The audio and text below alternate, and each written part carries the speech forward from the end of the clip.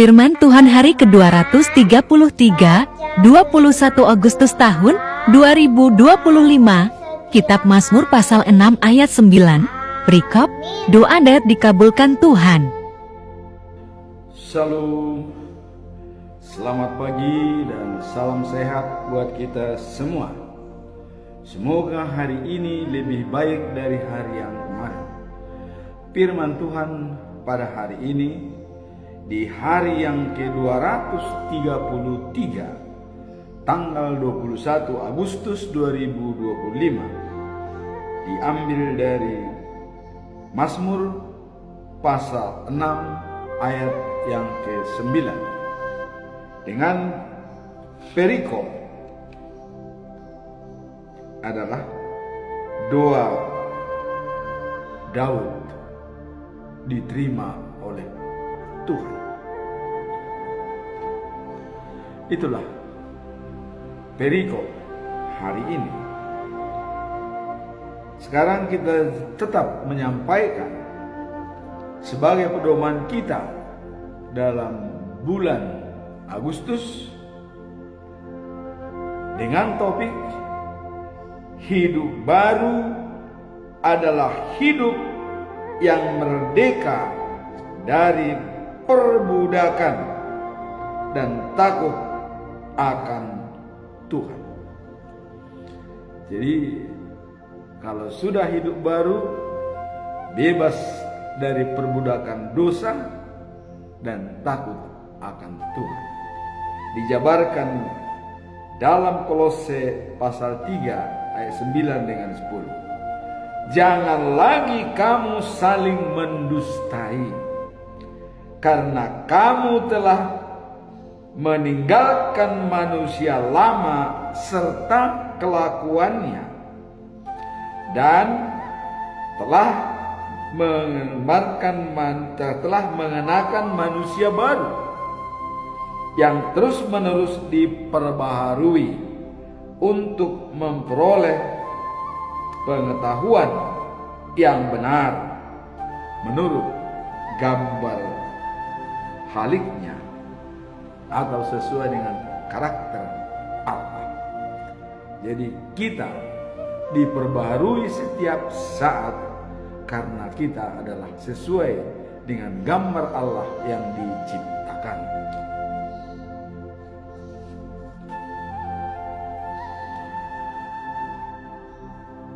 Jadi saya berulang kali mengatakan yang diperbaharui itu adalah 4 dimensi yang ada pada diri kita. Dimensi spiritual, hubungan dengan Tuhan, harta rohani kita, bagaimana kita membangun hubungan dengan Tuhan sebagai harta rohani kita.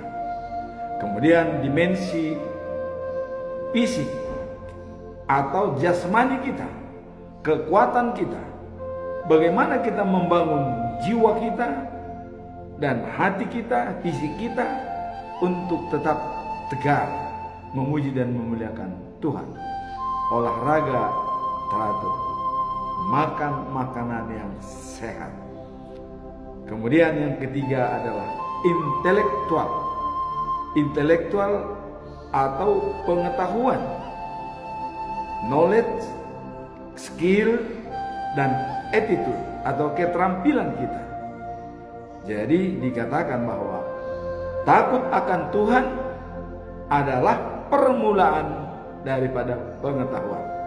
Itu tadi dinyatakan kalau kita sudah menjadi hidup baru, takut akan Tuhan, karena itu adalah permulaan daripada pengetahuan. Dan yang keempat adalah sosial, bersosialisasi dengan komunitas kita.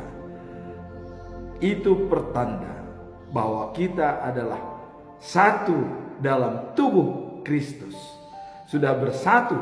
Kalau sudah bersatu seperti tubuh Kristus, yaitu gereja, itulah pentingnya kita komunikasi dengan komunitas kita yang baik sebagai konsepsi sistem. Saling menentukan, saling mempengaruhi, saling mempengaruhkan, saling mencintai, dan saling berhubungan antara yang satu dengan yang lainnya. Sekarang kita masuk dalam perikop hari ini. Doa Daud diterima oleh Tuhan. Bagaimana Daud berdoa di dalam perikop ini? Kita lihat. Menjauhkan dari pelaku kamu sekalian yang melakukan kejahatan, sebab Tuhan telah mendengar tangisku. Hai orang-orang yang jahat, nyahlah kau dari saya. Tuhan sudah mendengarkan doaku, tangisku. Ini adalah rintihan daripada Daud, atau boleh dikatakan pernyataan daripada Daud. Mengapa Daud mengatakan seperti ini? Apa latar belakang bahwa doa Daud ini disampaikan? Kita melihat merupakan ungkapan dari Daud yang berdoa kepada Tuhan dalam masa kesulitan dan penderitaan. Jadi ungkapan Daud dalam masa kesulitan dan menderita, dia menyampaikan sepenuhnya kepada Tuhan. Kita tahu siapa Daud. Daudlah yang membuat statement di dalam Mazmur pasal 23 ayat 6 dikatakan, kemurahan dan kebajikan mengikuti aku seumur hidup. Kemurahan dan kebajikan, dan saya diam di rumah Tuhan sepanjang masa. Bukan main hebatnya Daud, statement dia. Kebajikan dan kemurahan mengikuti aku seumur hidup, dan aku diam di rumah Tuhan sepanjang masa. Siapa? Di mana rumah Tuhan? Apakah dia pergi ke Bait Suci? Pada saat itu Bait Suci belum dibangun, hanya kemah. Ya. Bait Suci yang dinyatakan oleh Daud adalah dirinya sendiri. Artinya, kalau dia berada di rumah Tuhan sepanjang masa, bahwa dia menerima Tuhan dengan sepenuhnya. Rumah Tuhan adalah dirinya, maka dia berada di rumah Tuhan sepanjang masa. Di sini juga doanya diterima. Dalam ayat ini Daud mengatakan keyakinannya bahwa Tuhan mendengar permohonannya dan akan menjawabnya. Di sini ada suatu keyakinan bagi Daud bahwa doanya diterima oleh Tuhan dan dijawab oleh Tuhan. Ya, kita lihat memang waktu Daud mengatakan, aku berada di istana enak, kayu ares dari Libanon. Tapi kenapa kemah berada di kenapa peti perjanjian berada di kemah? Saya akan bangun rumah Tuhan, tempat daripada peti perjanjian. Langsung dijawab oleh Tuhan, direspon oleh Tuhan. Nah, dari pengalaman inilah Daud menyampaikan hari ini bahwa doa Daud diterima oleh Tuhan dan dijawab. Karena berdasarkan pengalaman Daud selama dia sebagai raja, selama hidupnya dia berada di rumah Tuhan. Itulah latar belakang Daud mengatakan dia diterima dan dijawab oleh Tuhan. Nah, beberapa ahli tafsir menekankan bahwa doa merupakan sarana untuk mendekatkan diri kepada Tuhan, khususnya saat kita mengalami kesedihan atau kesulitan. Nah, ini ada kaitannya, nanti kita lihat. Doa Eporus, Opueporus AKBP, Tugu Proklamasi pada ulang tahun ke-80, doa bersama. Apa maksudnya? Itulah sarana yang bisa mengadakan hubungan dengan Tuhan agar semua peduli. Di sini juga Daud benar-benar dia menyampaikan keluh kesahnya kepada Tuhan pada saat dia terpuruk. Ini sesuai dengan dalam kitab Filipi pasal 4 ayat 6 sampai dengan 7. Dikatakan, janganlah khawatir tentang apapun juga, tetapi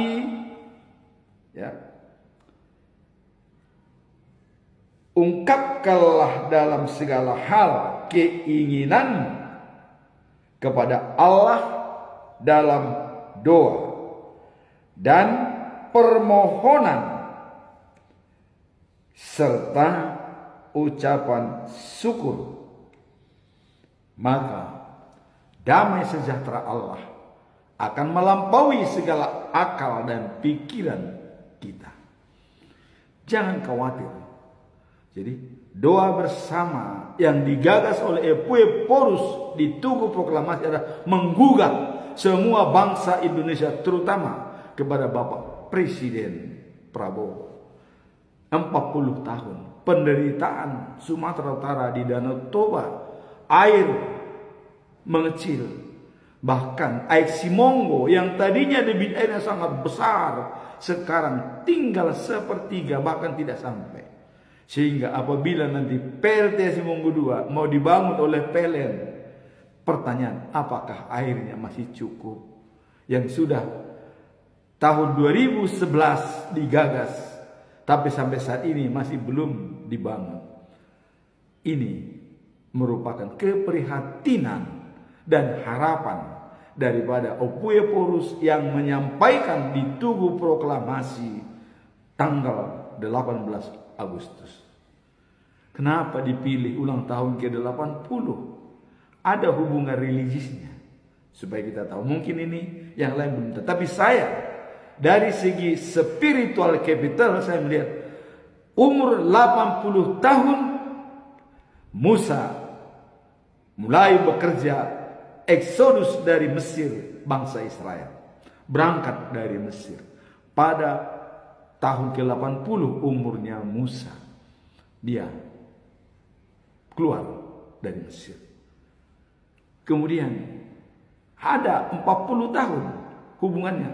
Selama 40 tahun Musa berada di gurun pasar menuju tanah Kanaan. Dia meninggal di Bukit Nebo, tidak sempat melihat tanah Kanaan. 40 tahun. Ini kaitannya erat dengan di Sumatera. 40 tahun Indorayon atau PT TPL, Toba Public Lestari. Apa yang dihasilkan? Kita lihat pencemaran Danau Toba, ikan-ikan banyak yang mati. Dan juga adalah air-air, sungai-sungai mengecil, air kecil malah mati.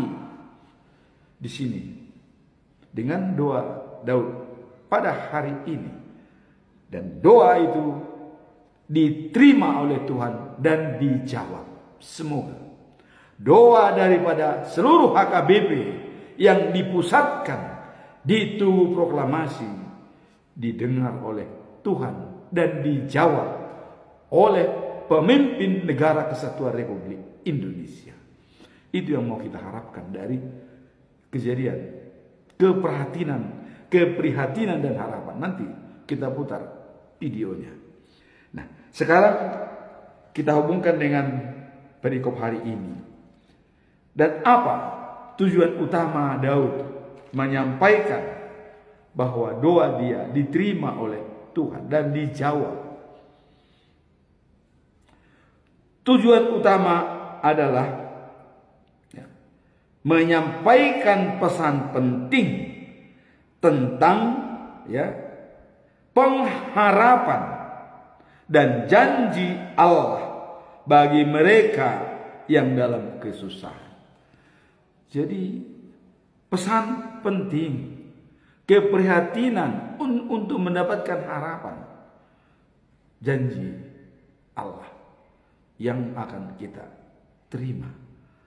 Semoga dengan keprihatinan dan harapan daripada HKBP yang dibawakan oleh Epeurus bisa terlaksana dengan baik. Jangan kita melihat seolah-olah itu sudah membangun tenaga kerja dan memberikan jauh lebih banyak lingkungan yang rusak dibanding apa sih yang diberikan kepada pegawai-pegawai. Mari kita pikirkan. Bukan berarti kita bilang salah kalau ada karyawan di sana untuk mencari. Tetapi kita ingat, ada 7 dosa besar yang dikatakan oleh Mahatma Gandhi dalam bukunya, yang dijabarkan oleh Stephen Covey dalam Seven Habits dan Prinsip Central Leadership. Dikatakan bahwa perdagangan tanpa moralitas dan etika itu adalah dosa. Kenapa dikatakan?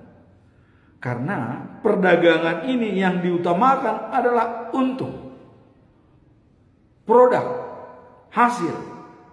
Tapi kemampuan untuk memproduksi tidak diperhitungkan. Kemampuan adalah bagaimana lingkungan. Karena sumbernya semua adalah dari kayu-kayu yang ada di Sumatera. Padahal dia belum sempat menanam kayu. Sudah mengambil kayu. Jadi sudah terpuruk dulu, baru kalau mau diperbaiki. Itu pun nanti kita lihat pernyataan daripada Epeurus. Tanaman kultur. Ya. Jadi artinya sangat-sangat memprihatinkan. Ya. Dikatakan bahwa monokultur, tanaman monokultur bisa merusak tanaman lain atau pohon-pohon yang tadinya tumbuh jadi tidak lagi tumbuh dengan ditanam pohon tersebut. Jadi bisa merusak. Ada tanaman merusak tanaman. Ini yang sangat memperhatikan. Jadi sebelum kita masuk dalam pesan moral, dan tujuan utama tadi adalah menyampaikan pesan pentingnya tentang pengharapan dan janji Allah bagi mereka yang dalam kesusahan. Daud sangat yakin bahwa doanya didengar Tuhan dan menerima doanya dalam konteks spiritual. Ayat ini mengingatkan kita bahwa meskipun kita menghadapi waktu-waktu sulit dan penuh penderitaan, Tuhan selalu mendengar jeritan hati kita. Inilah yang menjadi tujuan utama. Jadi doa itu akan didengar oleh Tuhan dan semua kesulitan kita akan dijawab oleh Tuhan. Semoga doa yang sudah disampaikan di Tugu Proklamasi oleh Epeurus bersama dengan jajarannya dari HKBP diterima oleh pemerintah Negara Kesatuan Republik Indonesia, diterima oleh Tuhan dan dijawab oleh pemerintah Negara Kesatuan Republik Indonesia. Itu yang kita harapkan. Itu yang kita harapkan. Nah, sebelum kita masuk dalam pesan moral, mari kita lihat cuplikan daripada apa yang disampaikan oleh Opui Epeurus HKBP dalam orasinya, dalam keprihatinan dan pengharapannya di Tugu Proklamasi tanggal 18 Agustus 2025 yang lalu. Mari kita lihat. Itu merupakan bentuk keprihatinan dan harapan.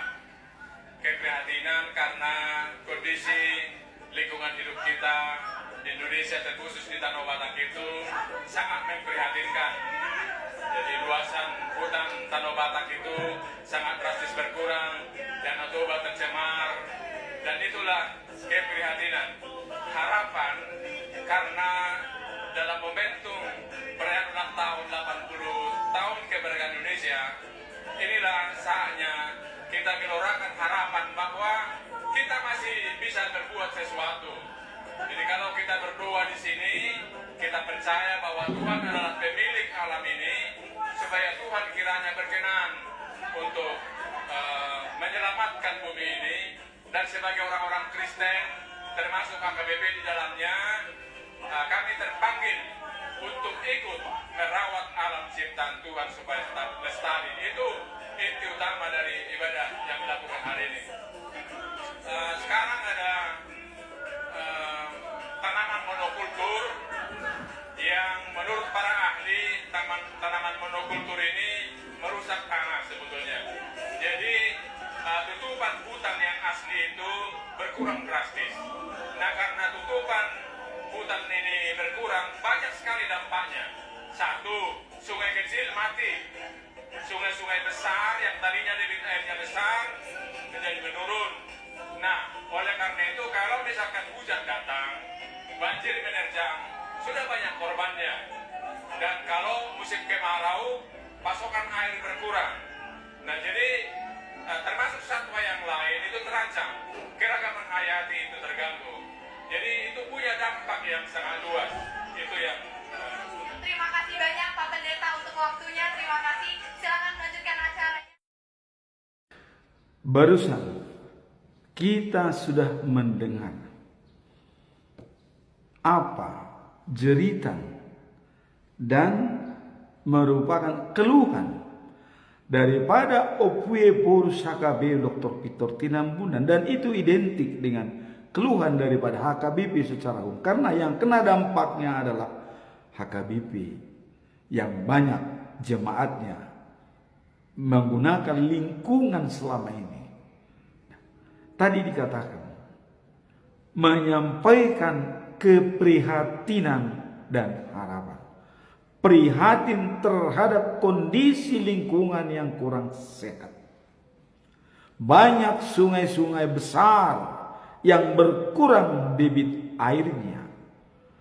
Dan juga karena dirusak hutan, baik di sekitar Danau Toba dan juga di sekitar Sumatera Utara, sehingga air Simonggo tadinya berkelimpahan begitu besar, sekarang tinggal sepertiga dari awal. Yang 2/3 lagi sudah hilang debit airnya. Dan sungai-sungai kecil menjadi rusak. Inilah keprihatinan. Kemudian harapan. Ada harapan. Apa harapannya? Mengapa pada saat ulang tahun ke-80 ini disuarakan? Ini tidak bisa diramal sebelumnya, tapi saya bisa meramalkannya. Karena pada saat Musa 80 tahun meminta keluar dari perbudakan Mesir dan tidak dituruti oleh bangsa Mesir, Raja Firaun, sampai ada tulah 10 baru diberikan jawaban oleh Raja Mesir. Tuhan bekerja. Dan tulah yang terakhir adalah apabila tidak dikeluarkan bangsa Israel dari Mesir, maka anak sulung daripada semua bangsa Mesir itu mati. Dan itu kejadian. Dan nyata.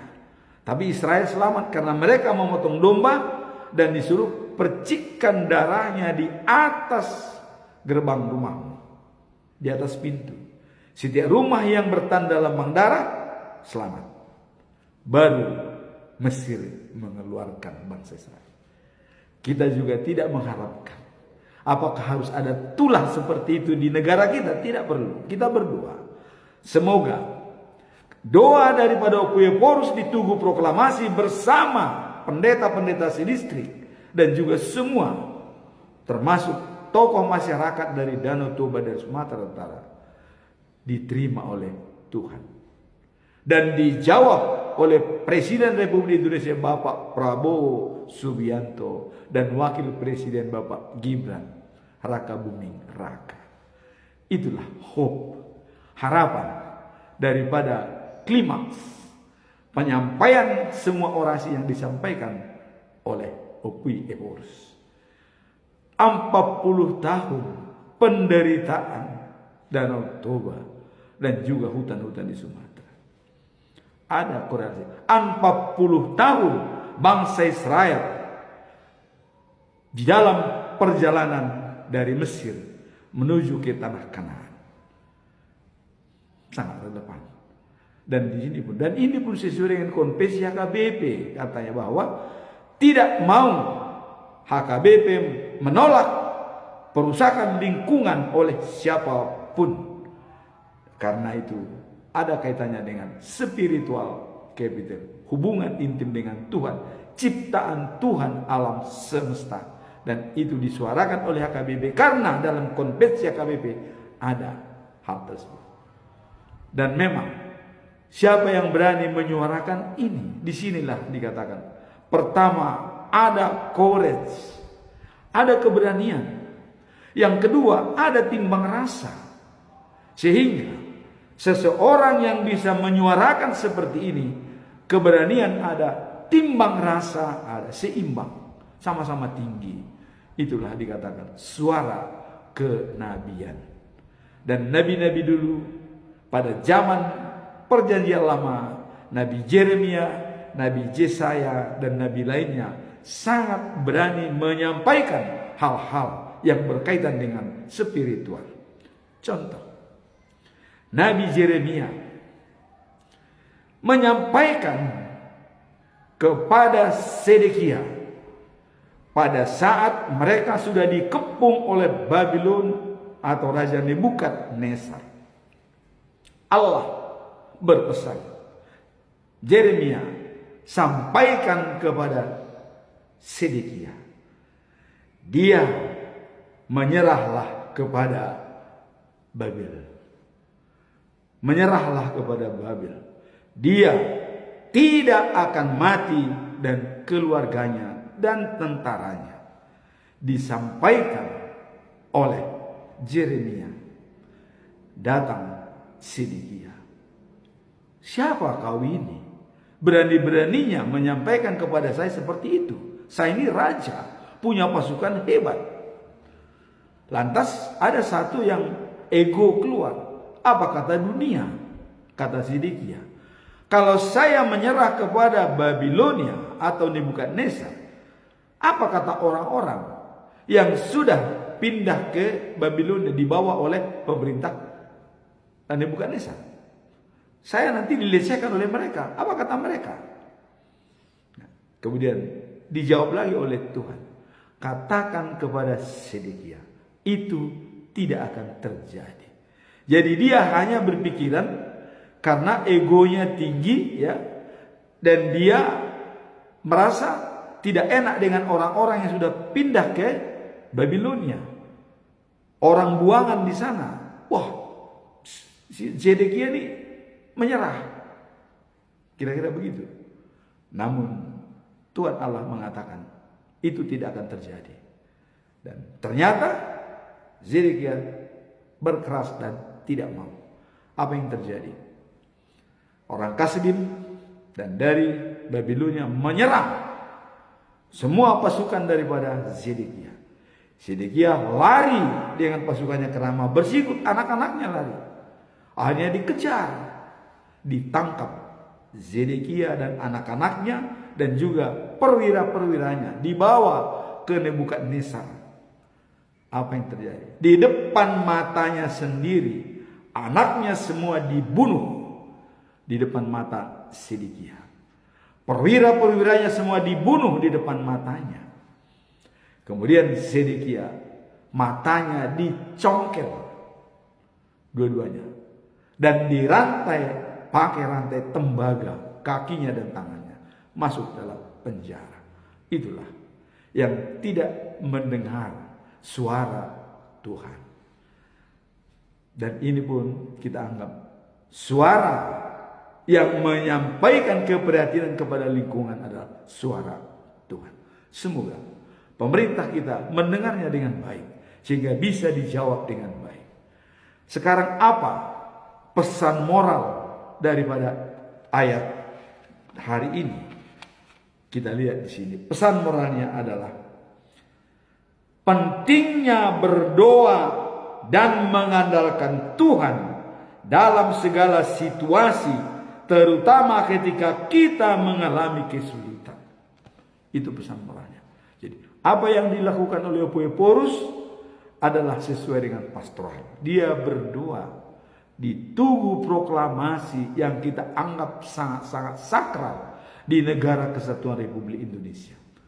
Tugu Proklamasi, pusat perjuangan bangsa. Mereka berdoa di Tugu Proklamasi, menyampaikan keluh kesah, keprihatinan, dan harapan supaya bisa diterima dengan baik. Dan kita tahu tadi dikatakan ada tanaman monokultur yang tidak bersahabat dengan lingkungan, dan itu ditanam di sana. Itu adalah sudah 2 kali merusak lingkungan. Pertama membabat hutan, kedua menanam tanaman yang merusak lingkungan. Sudah 2 kali kerusakan.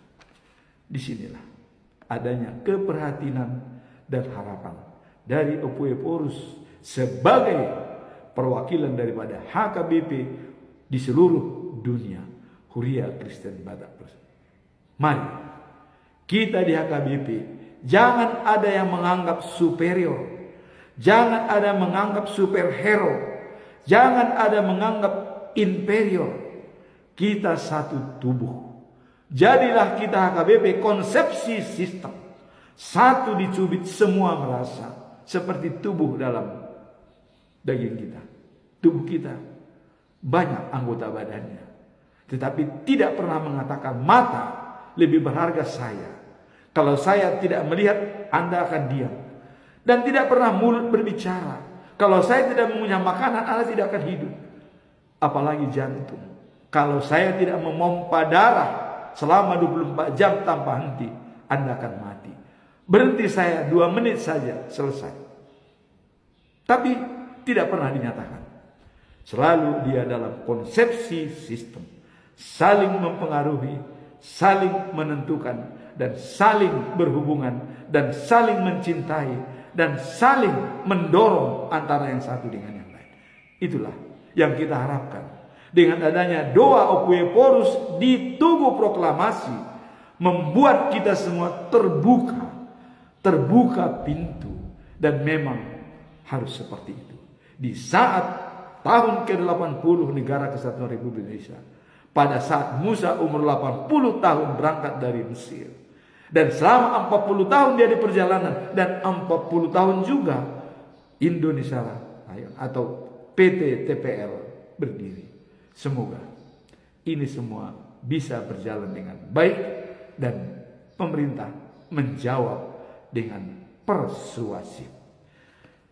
Nah, kemudian dalam pesan moral selanjutnya, doa adalah sarana untuk mengungkapkan keluh kesah dan berharap akan pertolongannya. Jadi keprihatinan dan hope, doa adalah ungkapan spiritual kita untuk meminta kepada Tuhan. Dan kalau kita lihat dalam Mazmur pasal 34 ayat 18, dikatakan begini: Tuhan dekat pada orang-orang yang patah hati dan orang-orang yang remuk hatinya, dan Tuhan akan menyelamatkannya. Yang penting dia tetap setia. Itulah pesan moral daripada perikop ini. Dan dalam Yakobus pasal 5 ayat 16, doa orang benar bila diikuti dengan keyakinan dapat berdampak besar. Jadi doa orang yang benar dan yakin dengan doanya itu akan berdampak besar, punya kekuatan yang besar. Sekarang bagaimana implementasi daripada perikop ini? Apa implementasinya? Implementasi dapat dilihat dalam kehidupan sehari-hari. Ketika kita menghadapi tantangan dan kesulitan.